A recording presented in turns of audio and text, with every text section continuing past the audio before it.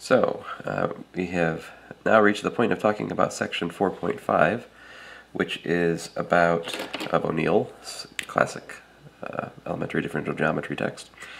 We're going to talk about maps between surfaces. So, now I think he'll just call it a mapping, but I'll be a little bit more pedantic. I'm just going to say that F is smooth between a surface M and a surface N. Is smooth, alright, if and only if every local coordinate representative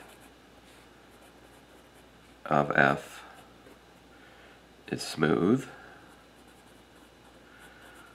Here, a local coordinate representative means what? Is a composite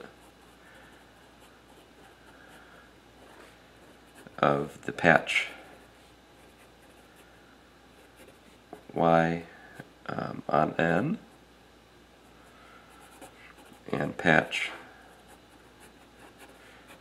x on M, specifically y inverse composed with F composed with X. So I guess if you wanted me to be picky about it, I could say it's really a combination of a chart and a patch.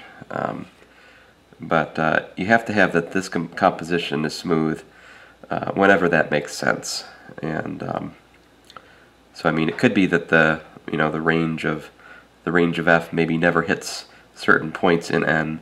Okay, so the patch in N, which is outside the range of the function F, well, we don't have to worry about that. But in as much as the range hits a certain location in N, there we need to check the representative is smooth. All right. So here's a picture of that. A simple picture. Something like here's my M. Here's N. I put a hole in it. There we go. And F is this function which goes from M to N. We want to describe what it means for that to be smooth. Alright, well, let's see here, suppose that F of M is like something like this, right? There's the range, right? And suppose perhaps that M is covered by two charts. Suppose M is covered by maybe this is, let's see here, maybe this is X, and I'll call that X1, and maybe there's another one on the other side, let's say X2, something like this. I mean, just an example, but, right? So, of course, X1 and X2 are mappings from R2, right, up to M, well, open sets of R2, really, right? I mean, I really should talk about D1 and D2, fine.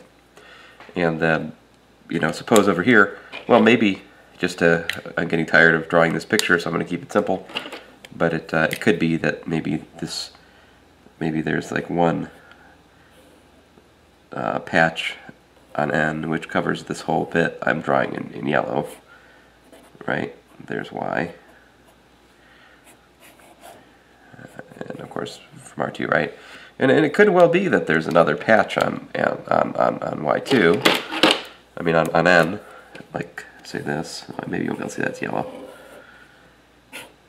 I probably shouldn't use that color. Probably won't show up.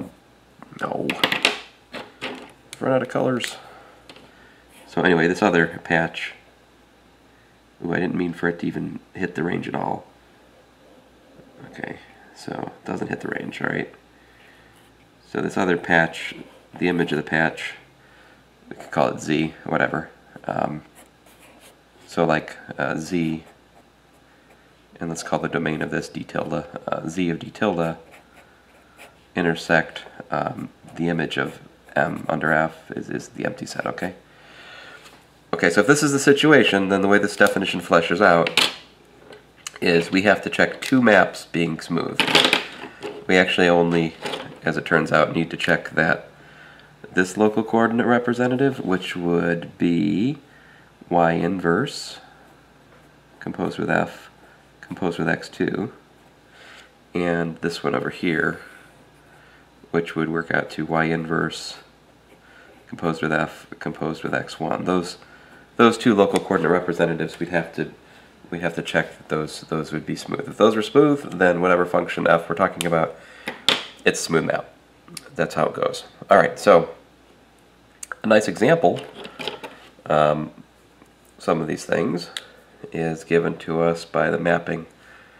I'm going to start on a new page because otherwise it's going to get too cluttered here. Yeah, oh well. 8. So a nice example is given by O'Neill here. It's the mapping of the sphere minus its point and minus its poles, so minus, say, the north and south poles, mapping to the cylinder. Now, here's a picture of it. Well, here's a bad picture of it. There's a nicer picture in O'Neill itself, right? So, trying.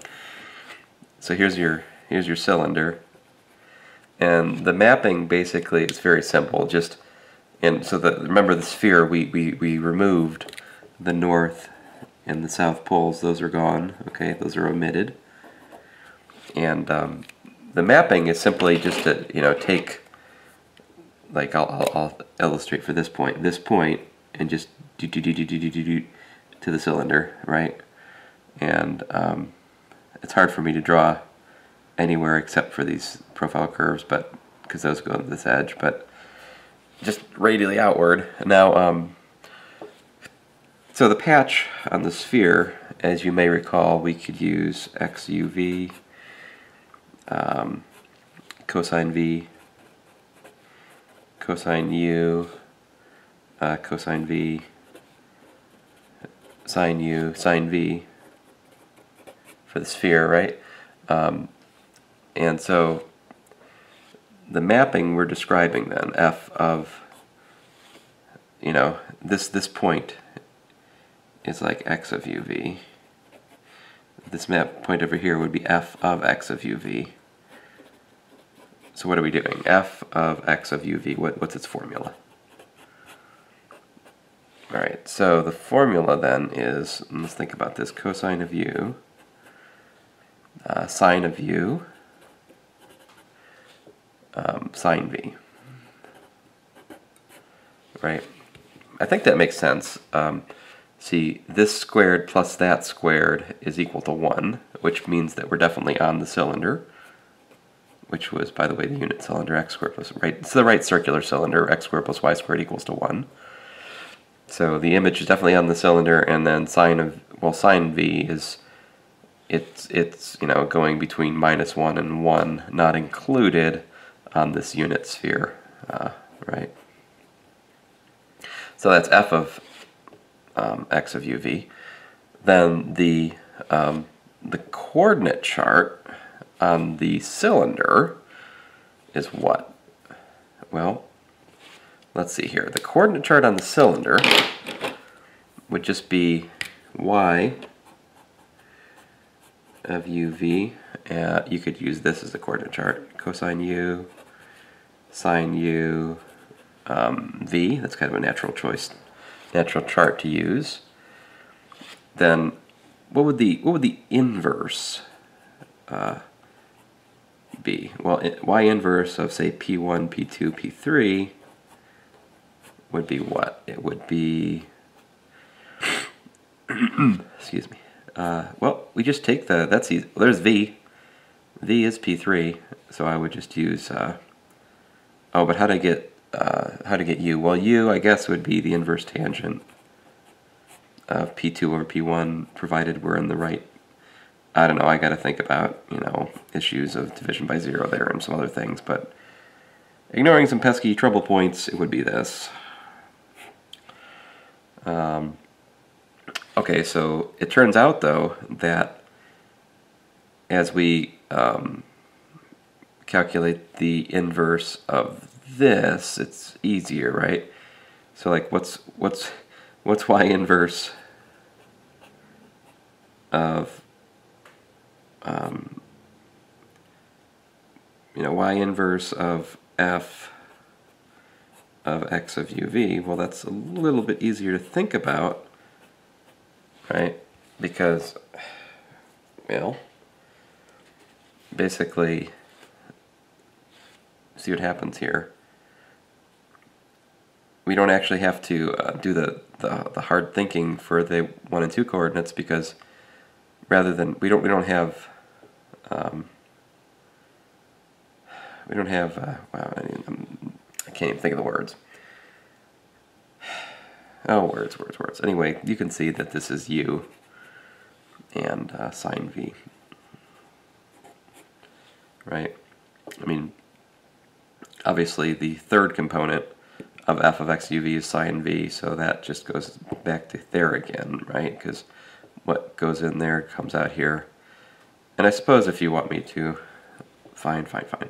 Well, so what's tangent inverse of p2 over p1? Well, p2 is like sine u, right? And p1 is cosine u in this case. So inverse tangent. See what you're driven to me to. Inverse tangent of tangent of u. Okay, fine, it's u again. Okay, so there you go. I mean, and again, this calculation of course fails for certain points, but it's true for many of the points in both patches. It fails where there's division by 0, right? Along the p1 equal to 0.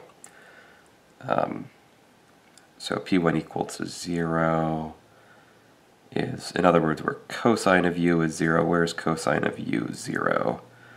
The cosine of u is equal to 0, where u is equal to what? Pi over 2, or minus pi over 2.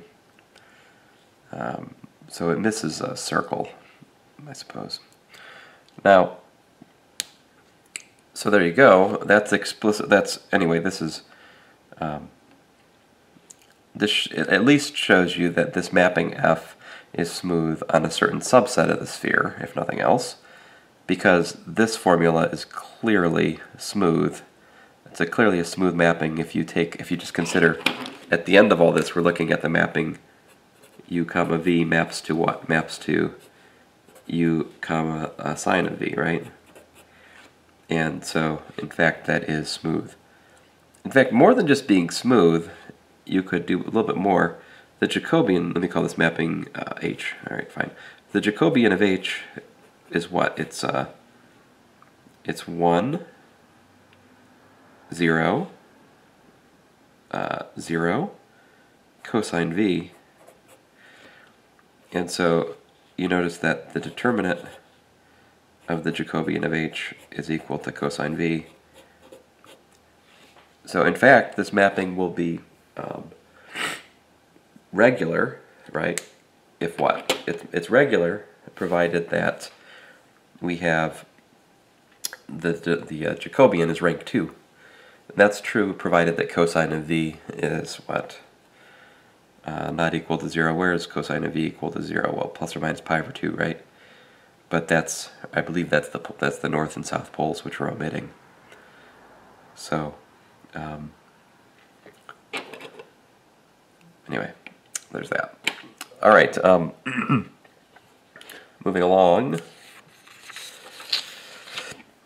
Another example is given by the mapping of the, basically you imagine attaching a sphere to the origin in the xy plane. So it's the usual unit sphere, but it's just been shifted up by 1. So like the North Pole now is at 0, 0, 2. And so the idea is just to like attach, imagine a hypothetical light source here. And that's the only light in the universe, and then that light shines out isotropically, I mean, the same in all directions all at once. And so if you think about a point on the sphere, like this one, then the shadow of that point is down there, all right? And so this mapping I'm describing is P, and O'Neill describes then that the formula for P actually is given as follows. P of P1, P2, P3 is equal to 2P1 over 2 minus P3 and 2P2 over 2 minus P3. All right. And well, you see what happens, P3 being the the z component here, as you approach 2 from the left, you go to infinity, right? So in some sense, well, if you were to throw in the point at infinity, quote unquote, the one-point compactification of the plane, then you could associate the North Pole with that point, with that infinity point. But then that wouldn't be the plane; that would be something else. But this mapping P from the sphere to the plane, you could also argue is an example of a smooth mapping of surfaces. So here P is a mapping. Now, this is a kind of special case, right? So when one of the surfaces you're dealing with is really, well, the most special kind of surface, I suppose you could think about it. Well, maybe special is the wrong word, I don't know, but boring maybe is a better word. The second surface here, so P is a mapping from, let's say, P from M to N. All right. Now this is the sphere, right? And this is the plane basically. And well, sphere minus the modulo the north point, modulo the north point, north pole. Words. So to check the smoothness of this map P, I have to check all local coordinate representatives, right? But you're like, well, but the plane, what's the coordinate system on? Well, the thing is, the coordinate system on the plane we just take to the identity map, right? So there really isn't any y inverse to look at here. So in this particular scenario, the smoothness of P just boils down to is P composed with x of uv smooth, where x of uv is that chart on the sphere we were just talking about, right? Okay, well this is the sphere shifted, so we have to tweak it just a bit. Not too much if you compare to the last example. It's really very similar, but so we do cosine v, cosine u, cosine v, sine u, and then you just shift z by 1, so sine v plus 1. And so all you got to do, of course, is just to feed. This is, how do you do composition? It still matters. All right, so this is P1, this is P2, this is P3 for the purposes of the formula, right? And so we've got like 2 cosine v cosine u, and then I do 2 minus P3, so I'll just get straight to the point. That becomes 1 minus the sine of v when you simplify it algebraically. 2P2, so that's 2 cosine v sine u over 1 minus sine v, right? And then you just have to check, hey, is this mapping? Is the mapping uv maps to this smooth? In the Euclidean sense, in the sense of advanced calculuses. All right, and so we can look at the mapping h of uv equals to, oh goodness gracious, look, there's just this 2 cosine v over 1 minus sine v term, right? And then if you look at it, what we got is cosine u, sine u, right? I just factored out the common term. And if you look at the Jacobian of h, you've got, well,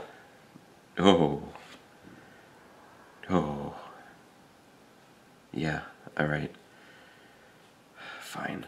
Let's call that thing f of v, cosine u, sine u. So the Jacobian of h, of course, is partial h, partial u, partial h, partial v, All right, so like partial h, partial u, well that's easy. That's just f of v, right? And then, oops, sorry, f of v times, well, minus f of v sine u for the top component, f of v cosine u for the bottom component, and then partial h, partial v, well, that's where the fun is. But basically we have f prime of v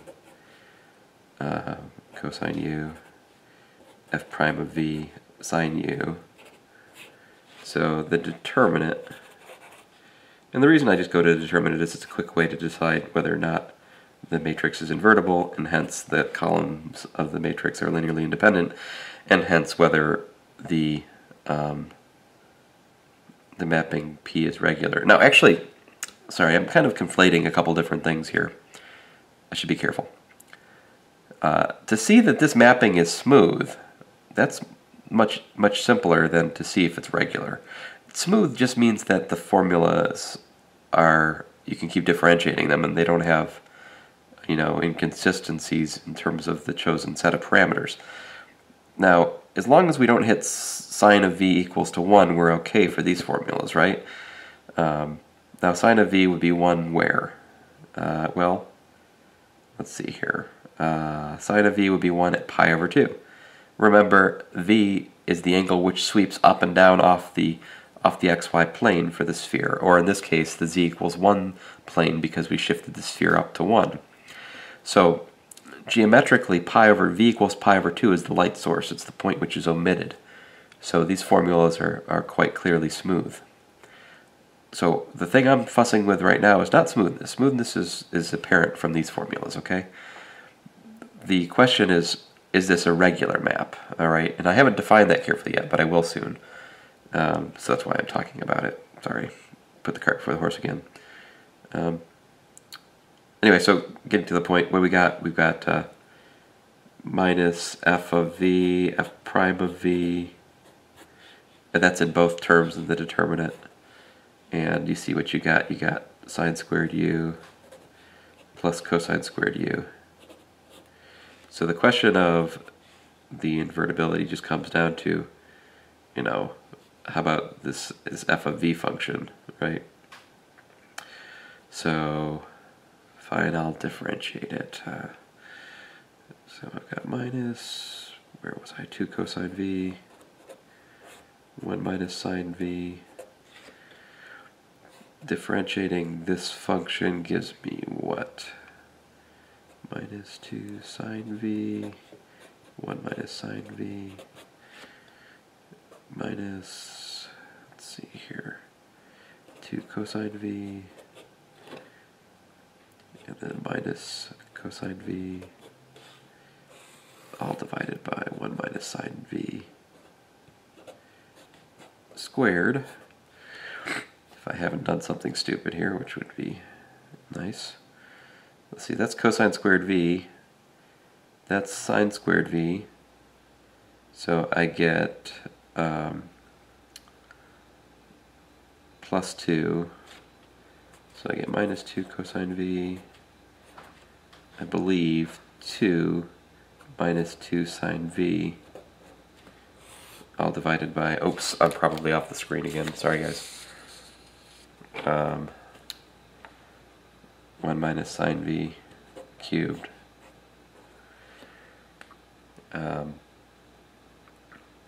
So in any event here, I believe once I simplify this, I've got minus 4 cosine v over 1 minus sine v quantity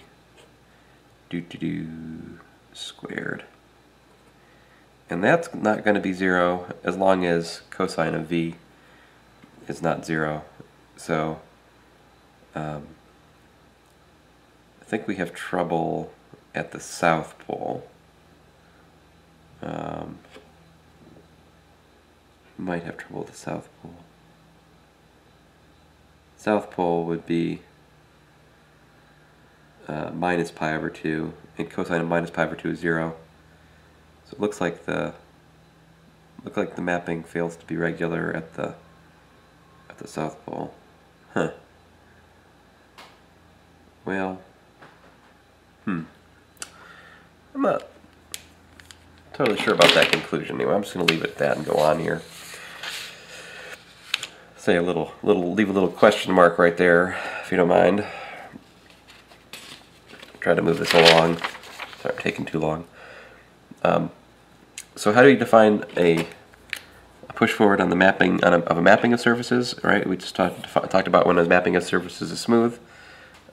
Page number 2. I'm an idiot. Let's see here. How about 10? So mapping of surface is smooth. So definition: if you have a smooth map from M to N, all right, then you can define a tangent map at a point P, which goes from the tangent space at P to M to the tangent space to F of P at N. All right, and the way to define it is in terms of curves. Now, technically speaking, there's something missing here. I should show that this definition makes sense, right? I'm going to leave that to you. That's exercises 8 and 9. I would encourage you to do those to make sure that you understand this definition, but this is a very natural definition in terms of curves. Now, so the picture is basically just this. We've got, here's M, over here, here's N. You know, I've got this function which goes from one to the other, right? So I've got a mapping, I've got a curve alpha, and there's a point P, right? Then over here, I don't know, whatever, I've got this point F of P, and I have F composed with alpha. Basically, it's the image of alpha under F. And so what this is saying is that the push forward of the mapping F just, you know, takes the, you know, this guy over to whatever this is, you know. That's the corresponding tangent map, or push forward, at the point P. All right, now, we think of F star as being the push forward collectively, right? So you don't just do this just at one point, you can do it at any point, right? So now, so you need to work out that basically the question is, why is this independent of the curve used, right? And you also would like to establish, in fact, linearity of F. And it's true, in fact, the push forward is a linear transformation from one tangent space to the other. And more than that, if I have oops, I got charts on the brain. If I have a patch X, right? And if I have a patch over here, Y, right?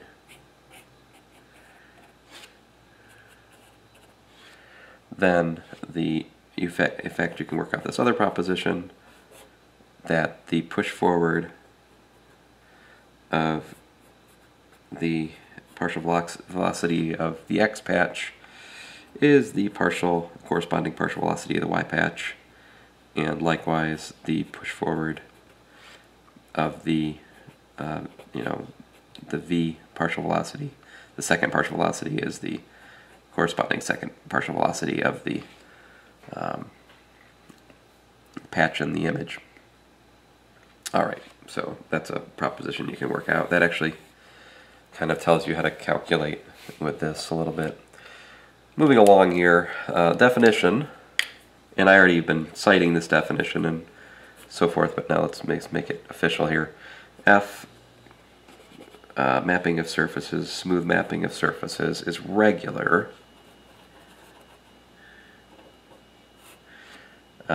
if the push forward, or the tangent map, if you like, is injective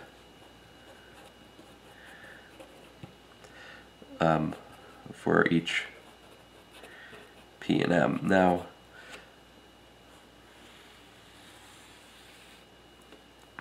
so basically what that then means, of course, is that another way of saying that is the mapping is regular if the push forward gives you an isomorphism between the tangent space to P at M and the tangent space to F of P at N. But these are both two-dimensional spaces, of course, so it really boils back down to does the push forward take some set of two linearly independent vectors to some other set of two linearly independent vectors? I mean, there's many different ways to capture this notion of injectivity for the push forward because it's a linear map, right? So because F star P is linear from, right, tangent space at P of M to the tangent space F of P at N, there's lots of different ways of capturing injectivity. You can show the kernel of the map is just 0, right? You could show that the determinant's non-zero. You could show that the range of the push forward is two-dimensional. There's so many different ways.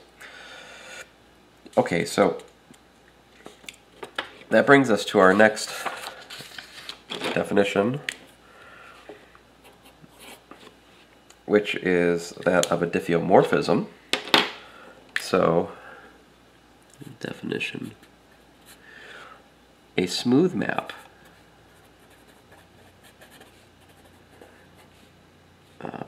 F from M to N, M and N being surfaces in R3, with smooth inverse, F inverse from N to M, is called a diffeomorphism.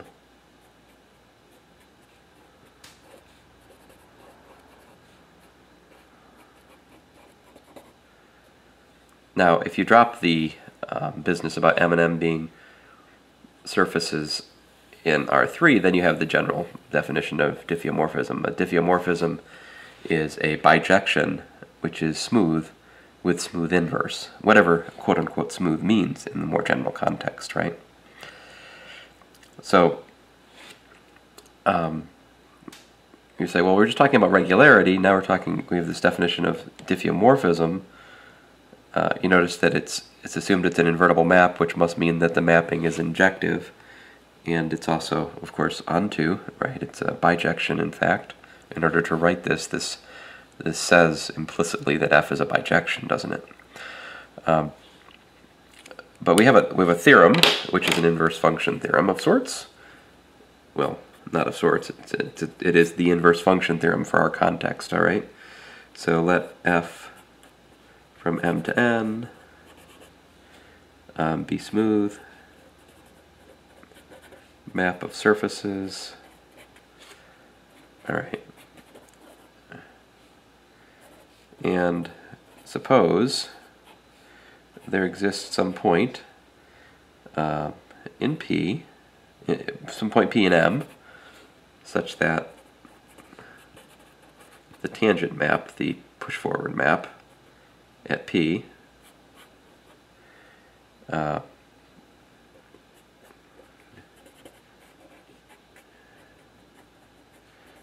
is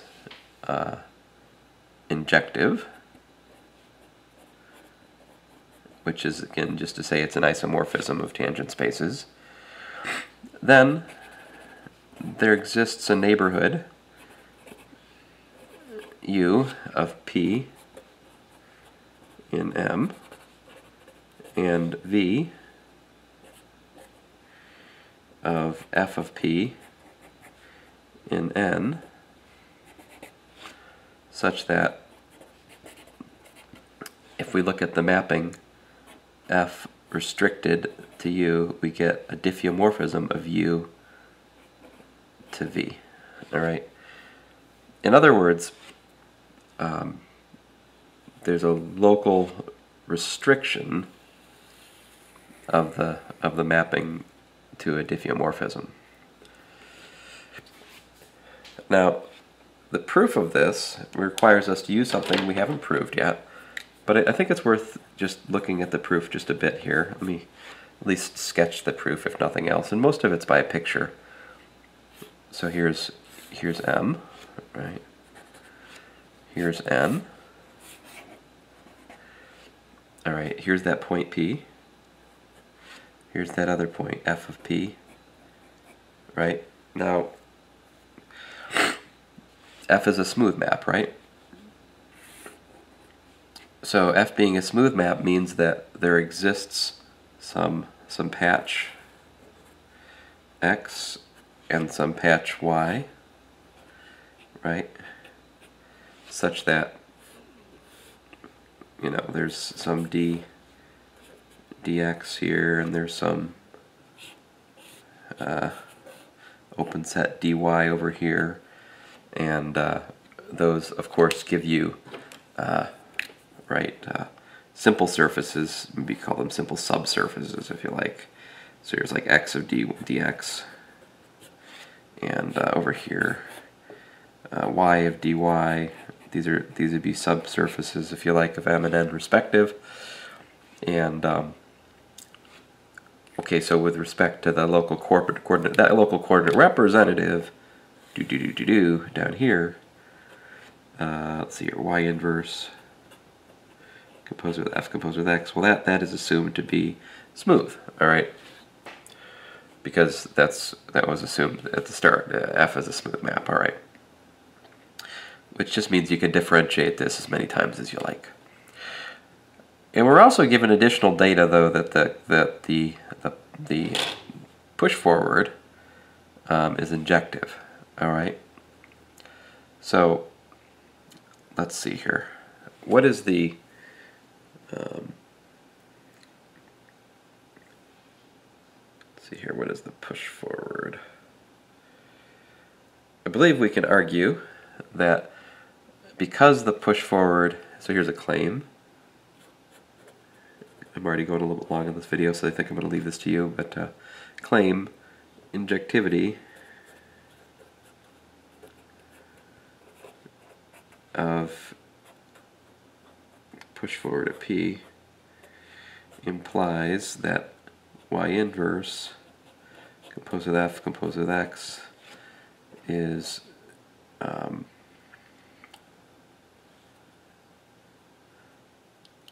well, that is, has invertible, let me call this thing H, JH, at the same point. So let's see, you're down here, there's a point X inverse of P, right? So invertible at X inverse of P. So that's the missing link in this argument.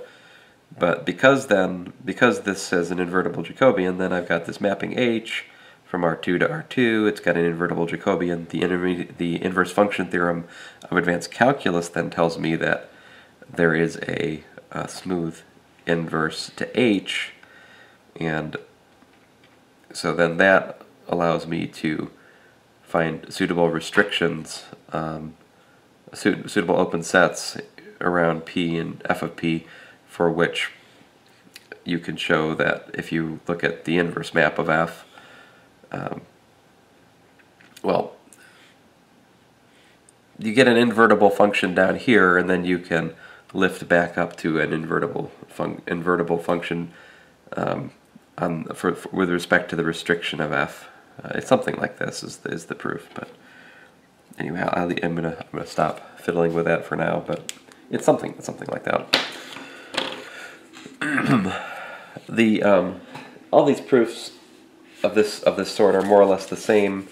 You use the fundamental proof that's known for mappings from Rm to Rn, or in this case from R2 to R2, and then you just like lift them back up through or the patches or charts, depending on which way you want to look at it. Okay, it'd probably take me another 10-15 minutes to really get into the details here, so let me just go on. 12. Since that's not actually our central aim at the moment.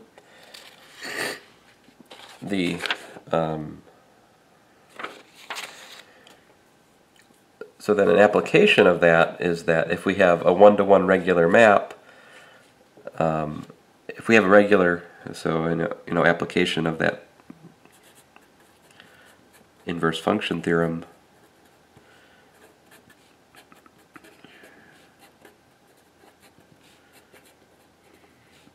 for surfaces is what? A simple way to put it into words is a regular bijection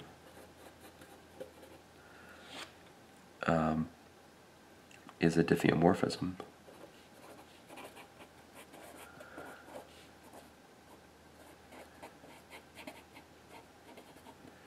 Now, so this regular bijection here, I'm only talking about smoothness. Well, smoothness is the wrong thing to say. Sorry. Well, yeah. I mean, I'm really only assuming smoothness of f and regularity of f, and then it automatically gives me the regularity.